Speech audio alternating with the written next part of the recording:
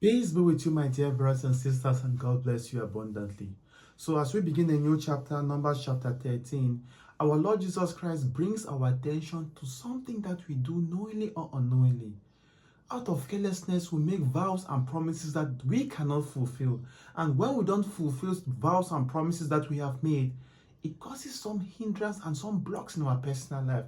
At times, we wonder that we do everything perfectly, but why am I still at the same point, my dear friends? Because you might have made a vow to either your father, your mother, your husband, your wife, or to God, and you have not fulfilled that vow or promise. So, my dear friends, don't you ever make a vow deliberately or carelessly to God or to any person and you don't fulfill, because it might cause a hindrance to you.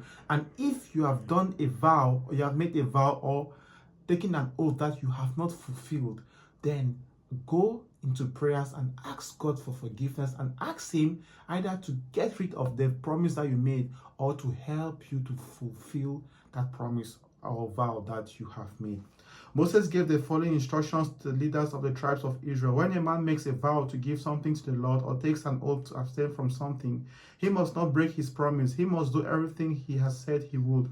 When a young woman still living in her father's house makes a vow to give something to the Lord or promises to abstain from something, she must do everything that she vows or promises unless her father raises an objection when he hears about it. But if her father forbids her to fulfill the vow when he hears about it, she is not required to keep it. The Lord will forgive her because her father refuses to let her keep it. If an unmarried woman makes a vow, whether deliberately or carelessly, or promises to abstain from something and then marries, she must do everything that she vows or promises unless her husband raises an objection when he hears about it. But if her husband forbids her to fulfill the vow when he hears about it, she is not required to keep it. The Lord will forgive her. A widow or a divorced woman must keep every vow she makes and every promise to abstain from something.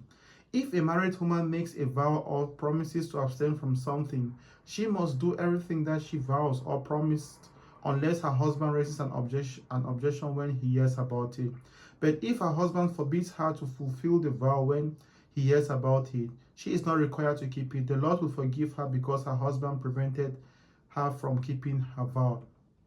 Her husband has the right to affirm or annul any vow or promise that she has made. But if by the day after he hears of the vow, he has raised no objections, she must do everything that she has vowed or promised. He has affirmed the vow by not objecting on the day he heard of it.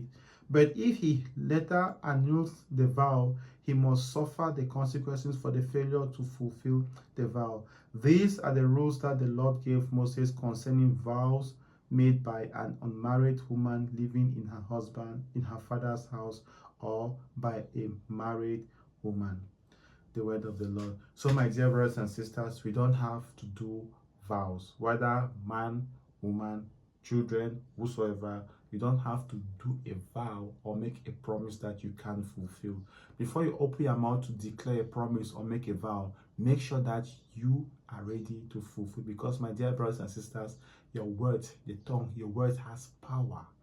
So God does not play with anything that has to do with vow or promises. The worst situation is that don't even make it to God, because if you make a promise to God and a vow that you don't fulfill, He is going to trap you with it. So better don't go for promises and vows to God that you can fulfill, or to anyone. And may our Lord Jesus Christ continue to bless us to understand some certain things that we neglect in life that might cause some hindrances and blocks in our family. God bless you and have a beautiful day.